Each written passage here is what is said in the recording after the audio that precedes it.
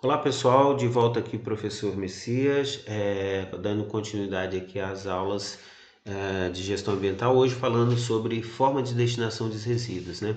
Então nós vimos aqui todas as formas de destinação dos resíduos, né, que a gente tem. Então a gente passou aqui pelo lixão, né, explicando como que funciona na prática um lixão, um aterro controlado, falamos sobre o aterro sanitário e agora nós vamos falar sobre incineração. Então, o que é incineração? A incineração é um dos métodos mais eficientes que existe para a destinação de resíduos hoje.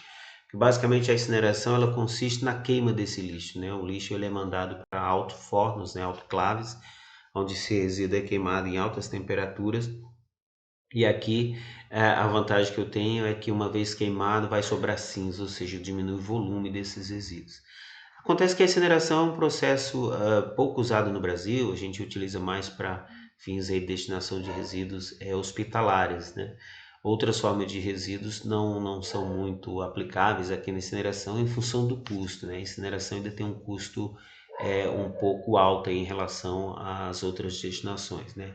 Hoje a mais barata em termos de custo que a gente tem aqui seria o aterro sanitário, né? Então por isso que a maioria das empresas prefere mandar esse resíduo para aterros sanitários. Então, a incineração do lixo é um processo em que todos os resíduos de determinado local, como lixão, por exemplo, são queimados, seja em fornos, usinas ou ao ar livre. Essa técnica visa reduzir o grande volume de lixo com mais rapidez, mas pode não ser a estratégia mais adequada para solucionar os problemas do lixo no meio ambiente, tá? Por que diz que não é pode não ser a estratégia mais adequada? Porque a ideia do mundo de hoje é que a gente gere menos resíduos, né? E não gerar e depois ver o que vai fazer com eles. Mas o fato é que na incineração eu tenho a queima, então com a queima eu diminuo o volume, automaticamente eu preciso de menos espaço para destinar esses resíduos depois, ok? Então a incineração é basicamente assim que funciona. Quais as vantagens da incineração, né, desse processo? Redução de até 90% do volume do resíduo, né, e aí eu vou ter basicamente que destinar aí as cinzas, né, do que vai sobrar dessa queima. Eliminação de substâncias perigosas, que é o objetivo principal aqui dos resíduos hospitalares, né? Essa é a grande vantagem da incineração para esse tipo de resíduo. E o uso do calor no processo para geração de energia elétrica. Então, o calor que é gerado com a queima dos resíduos aqui na incineração, ele pode ser convertido em energia elétrica. E as desvantagens são alto custo, como a gente já tinha falado, né? Um processo ainda que não está assim com um preço acessível, então as empresas terminam, né, não tendo isso aqui como primeira opção. E o alto controle na geração de gases tóxicos, né? Ou seja, exige que você tenha um alto controle, um sistema muito eficiente para controlar as emissões de gases tóxicos que são geradas. Então você precisa de um sistema de filtro muito grande e eficiente para você não gerar um outro problema aqui. Então vocês notem que na queima, na eliminação de um resíduo, eu posso gerar um outro impacto ambiental que eu preciso dar tratativo, tá bom? E por último aqui, a última forma que eu tenho para destinar resíduos, naquela lista que eu tinha passado ali, seria o coprocessamento. O que é o coprocessamento? É a tecnologia que queima resíduos em fornos de cimento que não gera novos resíduos e contribui para a preservação dos recursos naturais, por substituir matérias-primas e combustíveis tradicionais no processo de fabricação do cimento. Então, basicamente, o que ocorre? No coprocessamento, o coprocessamento hoje no mundo, não só no Brasil, mas é considerado a forma mais eficiente. Uma vez que eu não consegui eliminar a geração do resíduo, o coprocessamento é a forma mais eficiente e mais, digamos assim, ambientalmente correta que eu tenho para fazer o descarte desse resíduo. Então, uma fábrica, né, de cimento, ela precisa de material combustível para colocar os fornos dela para funcionar. Então, como que é feito? Os resíduos, né, ou seja, o lixo, ele é usado como combustível para os fornos, ok? Então, ele é queimado ali para gerar calor, para aquecer os fornos que são usados ali no processo de fabricação do cimento. Depois que esses resíduos são queimados, vai sobrar cinza, como na incineração. E aí o que ocorre? Essas cinzas que saem ali da queima desse resíduo, ela é misturada no cimento depois. Então no coprocessamento, primeiro eles queimam, ou seja, você deixa de ter aquele resíduo, depois você pega aquelas cinzas que sobrou do processo e você mistura no seu produto, que no caso aqui seria o cimento. Então qual a diferença básica que eu tenho entre coprocessamento e a incineração, o aterro sanitário, até mesmo o aterro controlado, né? Não vamos nem falar desse nosso amigo aqui.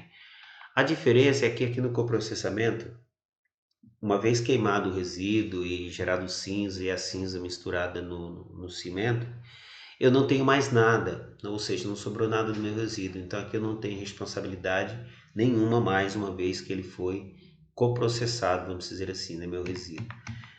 Ao ponto que mesmo aqui, então o fato de eu depositar, uma empresa depositar o seu resíduo no aterro sanitário, não significa que ela está isenta de problemas legais. Exemplo, passa-se, sei lá, 20, 30 anos, ocorre um vazamento, algum problema, um acidente ambiental nesse aterro sanitário.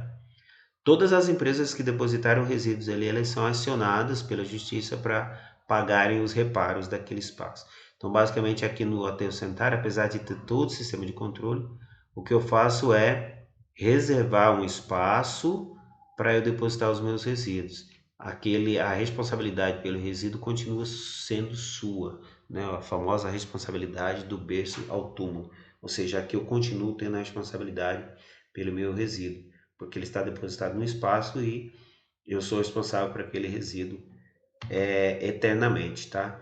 Na incineração a mesma coisa, por quê? Porque mesmo eu queimando, eu ainda vou ter, no caso, a cinza. Então eu sou responsável em descartar a cinza e descartando, por exemplo, as cinzas no aterro sanitário, eu sou responsável ali eternamente por aquele espaço onde eu depositei aquelas cinzas. E já aqui no coprocessamento, eu não tenho mais, né, uma vez queimado o resíduo, eu não tenho mais o resíduo. Uma vez que a cinza é misturada no cimento, eu também não tenho mais cinza, ou seja, eu tenho um novo produto que foi feito ali a partir de um subproduto, né, de um resíduo.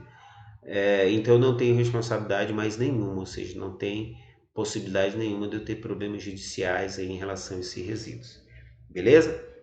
Então, basicamente é isso. Só relembrando aqui, então, a gente falou na aula de hoje aqui sobre os principais processos que existem no Brasil hoje para a destinação de resíduos. Então, nós vemos aqui que, infelizmente, nós temos o nosso amigo lixão, nós temos aterro controlado, aterro sanitário, reciclagem, incineração e coprocessamento, tá bom? Então, basicamente, essa é a nossa aula de hoje. E aí eu gostaria que vocês buscassem aí, né, na internet, no YouTube principalmente, mais vídeos explicativos sobre lixão, aterro controlado, aterro sanitário, reciclagem, incineração e coprocessamento, que é uma forma de vocês buscarem mais conhecimento aí, terem um pouco mais de informação em relação a esses temas que a gente estudou na aula de hoje, beleza? Algumas vantagens aqui, né, da grande variedade de resíduos substitutos, né, de combustíveis. Ou seja, alguns resíduos não são todos os resíduos que podem ir para um processo de coprocessamento. Ele tem que ter um alto poder calorífico e tudo mais. Mas digamos que 90% dos resíduos que são gerados podem ser usados em sistema de coprocessamento.